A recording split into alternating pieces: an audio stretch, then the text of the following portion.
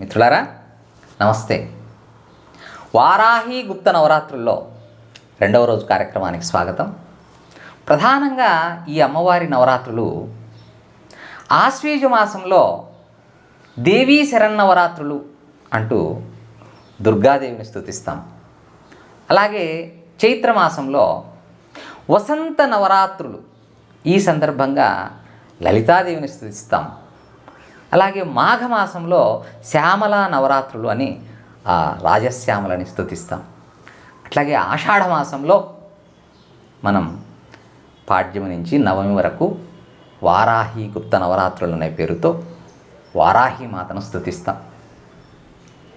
మరి ఇవాళ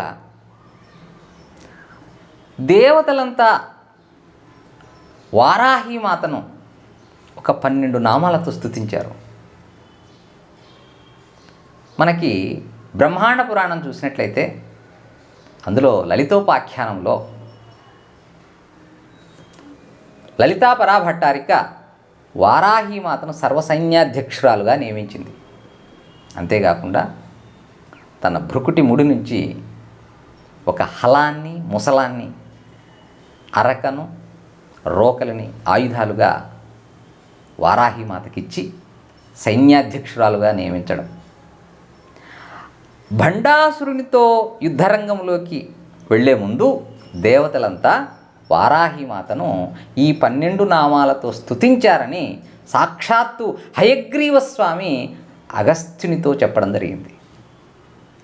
హయగ్రీవుడు జ్ఞానానందమయం దేవం నిర్మల స్ఫటికాకృతిం ఆధారం సర్వ విద్యానాం హయగ్రీవం ఉపాస్మహే. సాక్షాత్తు విష్ణువు యొక్క గురుస్వరూపం. ఆయన అగస్త్య మహర్షికి బోధించినటువంటి నామాలు ఇవి. అయితే ఈ నామాల పారాయణం వల్ల నిజంగా ప్రయోజనం ఉంటుందా అంటే తప్పనిసరిగా. నామాలు మనకు కొండంత ధైర్యాన్ని ఇస్తాయి, జీవన మార్గాన్ని ఉపదేశిస్తాయి, జీవన ఉపాయాన్ని తెలియజేస్తాయి. నేను నా జీవితంలోని వ్యక్తిగత అనుభూతులు మీతో పంచుకుంటాను. నా చిన్నప్పుడు 7-8 ఏళ్ల ప్రాయంలో చీకటి అంటే చాలా భయం. పల్లెల్లో గడిపేవాడిని. అప్పట్లో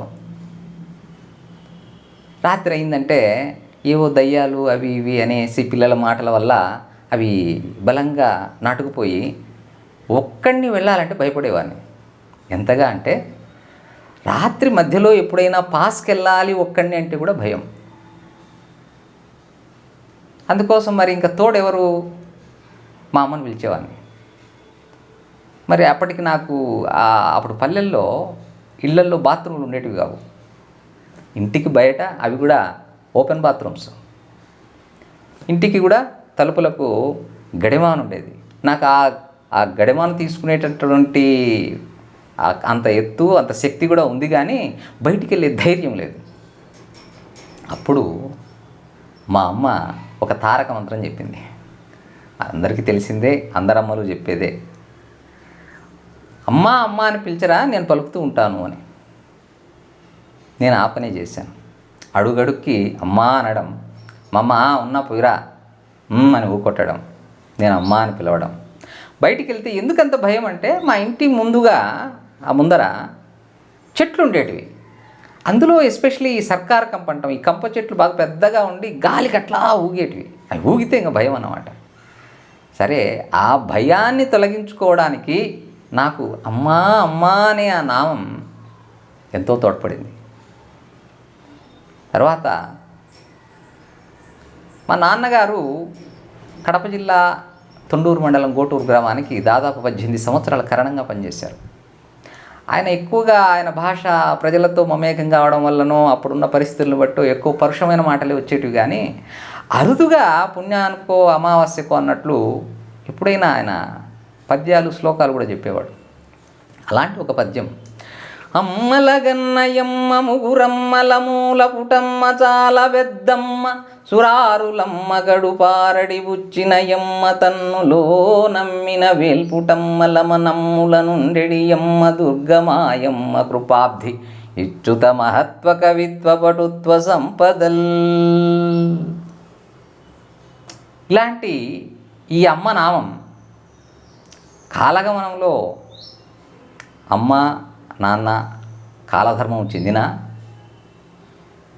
నాకు ఈత రాకపోయినా ఈ సంసార సాగరాన్ని సునాయాసంగా ఈదగలుగుతున్నానంటే వారిచ్చినటువంటి ఆ నామాల గొప్పదనమే అని నేను బలంగా నమ్ముతున్నా.